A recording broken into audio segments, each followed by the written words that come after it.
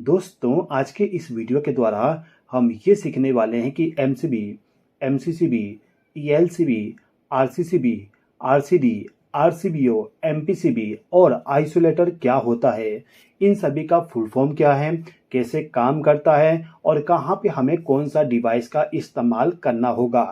तो दोस्तों, सबसे पहले हम बात कर लेते हैं आइसोलेटर के बारे में। आइसोलेटर केवल एक प्रकार का स्विच होता है। आपके घर में जो बल्ब को चालू और बंद करने के लिए स्विच इस्तेमाल करते हो ना, वही स्विच आपका आइसोलेटर होता है। उस स्विच को आप चाहो तो आइसोलेटर भी कह सकते हो। आइसोलेटर के द्वारा आपको किसी भी प्रकार का प्रोटेक्शन नहीं मिलेगा। केवल काम इसका यही होता है कि पावर सप्लाई को चालू करे और बंद करे। ओके, सेकेंड डिवाइस हमारा है एमसीबी।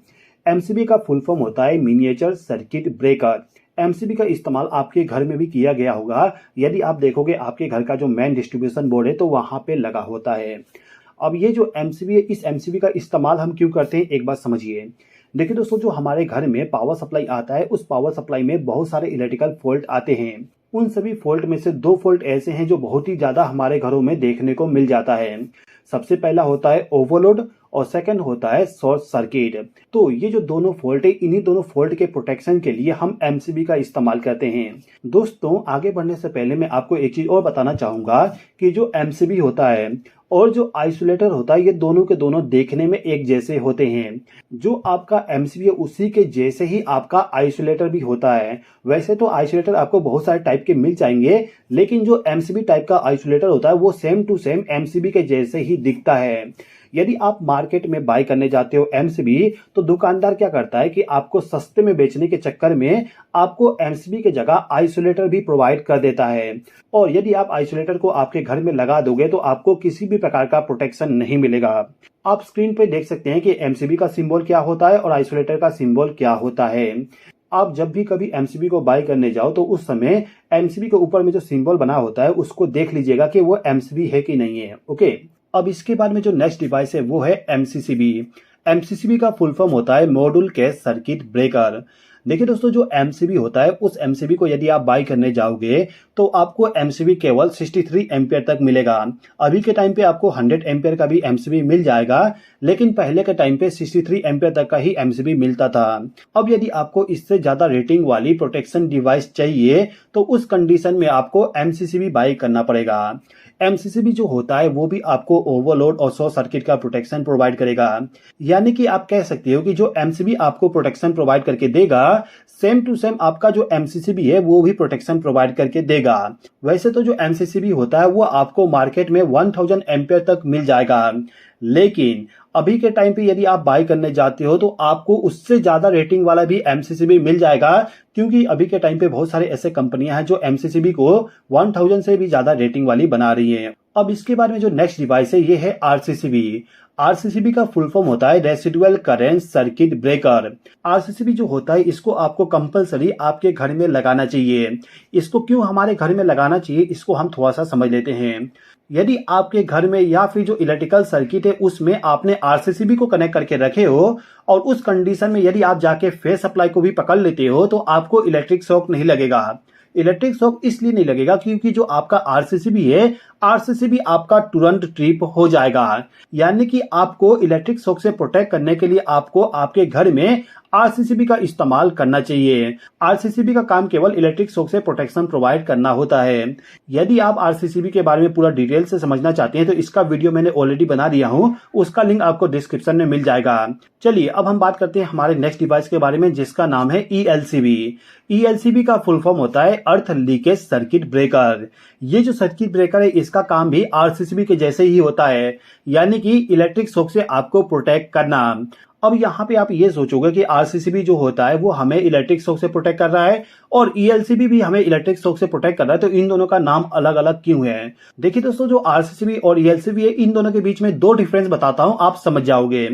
सबसे पहले हम बात करते हैं आरसीसीबी के बारे में। जो हमारा आरसीसीबी होता है वो करंट पे ऑपरेट होने वाली डिवाइस है और आरसीसीबी का यदि हम कनेक्शन करते हैं तो उसमें हमें केवल फेज सप्लाई और न्यूट्रल सप्लाई का ही इस्तेमाल करना पड़ेगा। लेकिन जो ईएलसीबी होता है, ईएलसीबी हमारा वोल्टेज पे ऑपरेट होने वाली डिवाइस है और ईएलसीबी का जब हम कनेक्शन करने जाएंगे तो उसमें हमें फेस सप्लाई, न्यूट्रल सप्लाई और अर्थिंग वाले वायर को भी कनेक्ट करना पड़ेगा। इसके अलावा भी बहुत सारे डिफरेंस होते हैं, लेकिन वो ज्यादा इंपॉर्टेंट नहीं है। फिलहाल के टाइम पे केवल ये समझिए कि आरसीसीबी और ईएलसीबी दोनों एक प्रकार का डिवाइस है जो हमें इलेक्ट्रिक शॉक या फिर अर्थ फॉल से प्रोटेक्शन प्रोवाइड करता है। अभी के टाइम पे यदि आप मार्केट में ईएलसीबी को बाई करने जाओगे तो आपको शायद ना मिले। अभी के टाइम पे आपको केवल मार्केट में आरसीसीबी मिलेगा जो कि ईएलसीबी से ज्यादा सेंसिटिव होता है। आगे बढ़ने से पहले मैं आपको एक चीज और बता दूं, यदि आप आपके घर के लिए आरसीसीबी को लगाने जाते हो तो उस कंडीशन में जो आपका आरसीसीबी है उसका जो लीकेज करंट होगा, लीकेज करंट 30 मिली एम्पियर होना चाहिए। 30 मिली एम्पियर लीकेज करंट वाली आरसीसीबी हमें क्यों बाय करना चाहिए, यदि आप पूरा समझना चाहते हो तो डिस्क्रिप्शन में जो वीडियो का लिंक दिया गया है उसको आप देख लीजिएगा। ओके, अब यहाँ पे हमारे पास में है आरसीबीओ। आरसीबीओ का फुल फॉर्म होता है residual current circuit breaker with overload protection. इसके नाम से ही आपको थोड़ा बहुत पता चल गया होगा कि आरसीबीओ क्या काम करता है। चलिए मैं आपको पूरा चीजें बता देता हूं। जैसे कि मैंने आपको स्टार्टिंग में बताया कि जो हमारा एमसीबी है, एमसीबी हमें ओवरलोड और शॉर्ट सर्किट से प्रोटेक्शन प्रोवाइड करता है। इसके बाद मैंने आपको यह बताया कि जो आरसीसीबी होता है, आरसीसीबी हमें अर्थ फॉल्ट से प्रोटेक्शन प्रोवाइड करता है। अब यहाँ पे यदि हमें अर्थ फॉल्ट, ओवरलोड और शॉर्ट सर्किट से प्रोटेक्शन चाहिए तो हमें यहाँ पे एमसीबी और आरसीसीबी दो डिवाइस का इस्तेमाल करना पड़ेगा। लेकिन यदि आप चाहते हो कि आपको दो अलग अलग डिवाइस इस्तेमाल ना करना पड़े, केवल एक डिवाइस के द्वारा आपको ये तीनों प्रोटेक्शन मिल जाए, तो उस कंडीशन में आपको आरसीबीओ को बाय करना पड़ता है।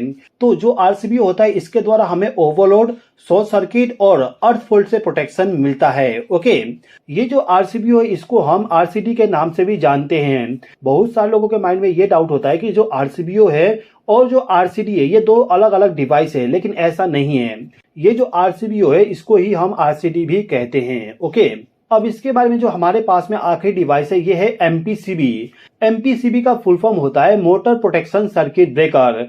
मोटर प्रोटेक्शन सर्किट ब्रेकर के नाम से ही आपको पता चल जाएगा कि ये एक ऐसा डिवाइस है जिसका इस्तेमाल मोटर के प्रोटेक्शन के लिए करेंगे।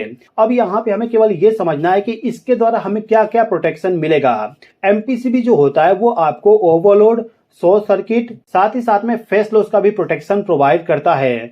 तो दोस्तों आई होप कि आपको यहाँ पे ये समझ में आ गया होगा कि कौन सा डिवाइस हमें कहाँ पे इस्तेमाल करना चाहिए और वो डिवाइस हमें क्या क्या प्रोटेक्शन प्रोवाइड करेगा। दोस्तों यदि आपको वीडियो पसंद आया तो लाइक कर दीजिएगा, चैनल पर नए हो तो सब्सक्राइब कर लीजिएगा। इस वीडियो को देखने के लिए धन्यवाद।